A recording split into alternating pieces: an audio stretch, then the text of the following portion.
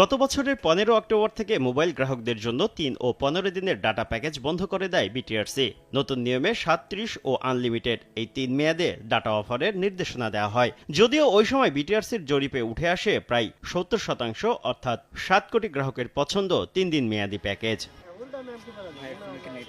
নতুন সিদ্ধান্ত নিয়ে ক্ষুব্ধ হন গ্রাহকরা, আপত্তি তোলে মোবাইল অপারেটররাও। চাপের মুখে সম্প্রতি গ্রাহকের পছন্দ অনুযায়ী ডাটা প্যাকেজ চালুর কথা জানান টেলিযোগাযোগ প্রতিমন্ত্রী। গ্রাহকদের যেটা পছন্দের বা প্রিয় সেটা আমরা যাতে কনসিডার করি, এটা আমি বলেছি তাদেরকে। রোববার বিটিআরসিতে 4G নিয়ে আয়োজিত বৈঠকে মোবাইল অপারেটরদের 1 ও 3 দিন মেয়াদি ডাটা প্যাকেজ চালুর নির্দেশনা দেন প্রতিমন্ত্রী।